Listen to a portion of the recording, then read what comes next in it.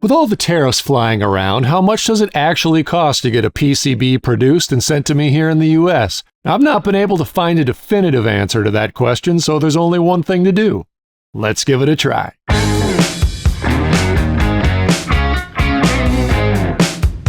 I sent jobs to the big two PCB manufacturers in China, PCBWay and JLCPCB, as well as a job to the US-based OSH Park. Although I've used each of these companies many times, I am not currently sponsored by any of them. All three jobs were sent off in October of 2025.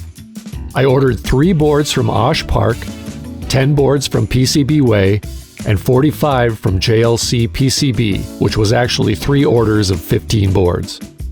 The cost of just the boards was $45.70 from OSH Park, $5 from PCBWay, and $18.73 from JLCPCB.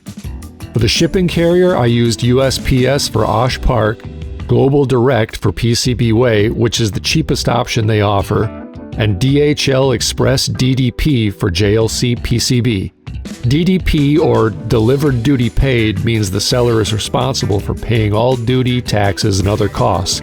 I would have used the DDP option for PCBWay as well, but for some reason it was grayed out and was not available to me.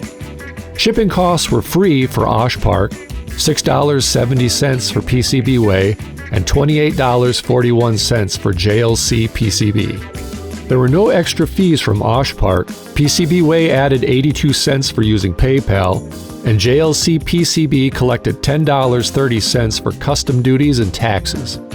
Neither OSH Park nor PCBWay charged sales tax, but JLCPCB tagged on an extra $6 to cover sales tax.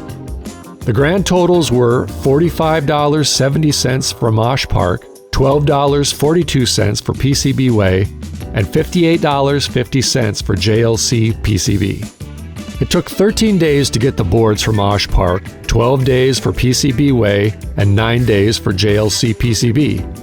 In the end, the total cost per board ended up being $15.23 for OSH Park, $1.24 for PCBWay, and $1.30 for JLCPCB. I've not received any other letters, phone calls, or notifications about extra costs or fees. Well, I was pleasantly surprised by the results, and it would appear that at least for smaller prototype PCBs, the cost of all the tariff business is very low. I can now move on and confidently order my PCBs as the terror of regressing to drawing, etching, and drilling circuit boards fades back into the past, where it belongs. Now, don't get me wrong, if you want to try making your own PCBs, give it a try. It's a great learning experience, and according to the videos I've seen lately, seems to have had a resurgence, I'm assuming because of the tariff issue. If you found this video helpful, please strike a like and drop a comment. If you've had a different experience with the tariffs in these companies, I'd be very interested in hearing about it. Well, until next time, I'm mainejason. Get out there and give it a try.